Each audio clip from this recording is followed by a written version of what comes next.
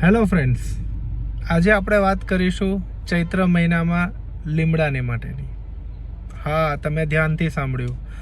તમને થતું હશે કે આ રીલ તો અઠવાડિયા પહેલાં બનાવવાની હતી, અત્યારે કેમ બનાવો છો આ વિડીયો? પણ મિત્રો, આ વિડીયો તમને એ સમજાવવા માંગે છે કે ચૈત્ર મહિનામાં લીમડાનો રસ કોણે ના પીવો જોઈએ અથવા તો ઓછો પીવો જોઈએ. કદાચ આવો વિડીયો અત્યાર સુધી તમે ક્યાંય જોયો નહીં હોય. અને આ વિડીયો બનાવવાનું કારણ પણ એક મારા ગઈકાલે ઓપીડીમાં આવેલા પેશન્ટ જ છે. નામ છે મીનાબેન. મીનાબેન ગઈકાલ સાંજે ઓપીડીમાં આવ્યા. મને કહ્યું કે સાહેબ, મને ખૂબ જ એસિડિટી અને બળતરા થઈ રહી છે, માથાનો દુખાવો થઈ રહ્યો છે અને પેટમાં પણ કંઈ ઠીક નથી લાગતું, અપચા જેવું લાગ્યા કરે છે અને ઇનડાઇજેશન જેવું ફીલ થઈ રહ્યું છે.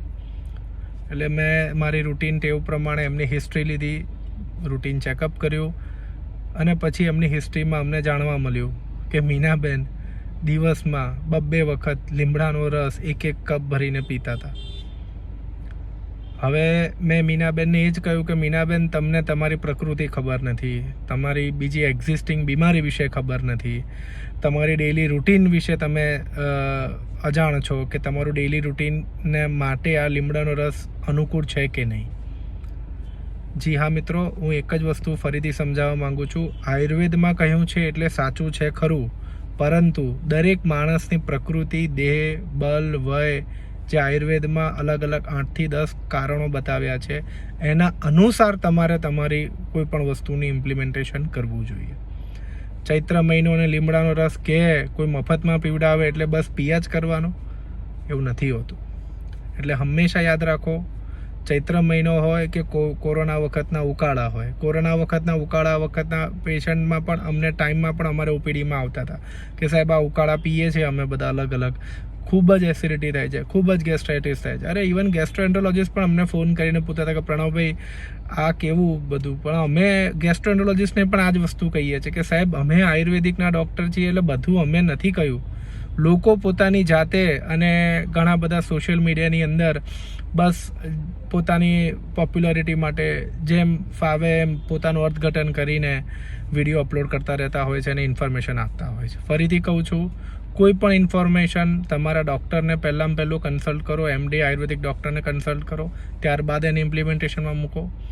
અથવા તો કોઈ સારા ડૉક્ટરે તમને એડવાઇસ કરી હોય તો તમે એને ફોલો કરો. ખાલી જોયા પછી કરવાનો જરૂર નથી. આજના વિડીયો પર આવી જઈએ. હું કેમ ના પાડું છું? કારણ કે જો તમારી પિત્ત પ્રકૃતિ છે અને વાયુ પ્રકૃતિ છે તો ક્યાંક ને ક્યાંક ચૈત્ર મહિનામાં લીમડાનો રસ તમને નુકસાનદાયક થઈ શકે છે. ને આ વસ્તુ સત્ય હકીકત છે.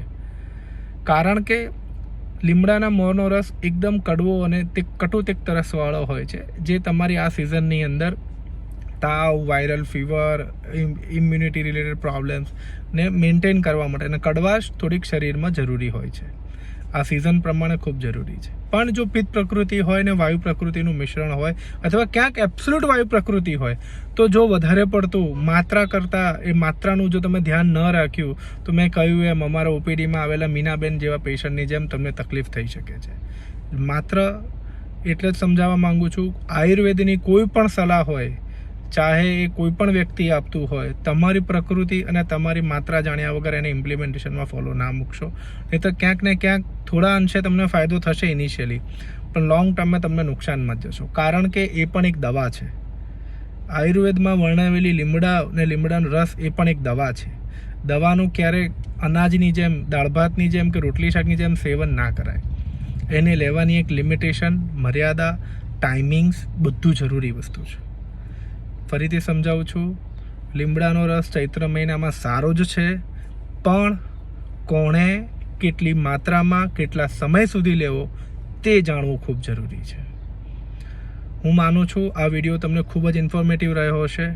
આ વિડીયો એ લોકોને મોકલો કે જે લોકો દરરોજ ચૈત્ર મહિનામાં લીમડાનો રસ પીવે છે પણ એને એની પ્રકૃતિનો ખ્યાલ નથી, જેથી કરીને આ વિડીયો દ્વારા દરેક લોકોને સારી ઇન્ફોર્મેશન મળી શકે અને સાચું આયુર્વેદિકનું જ્ઞાન મળી શકે. આ વિડીયોનો પર્પસ માત્ર એજ્યુકેશન પર્પસ પૂરતો જ છે કે જો તમે પિત્ત અને વાયુ પ્રકૃતિવાળા હોય તો ચૈત્ર મહિનામાં લીમડાના રસનું સેવન થોડુંક ઓછું રાખજો, નહીંતર તમને ક્યાંક ને ક્યાંક તકલીફ થઈ શકે છે. ફરી મળીશું આવતા વિડીયોમાં. ત્યાં સુધી ગુડ બાય, ટેક કેર.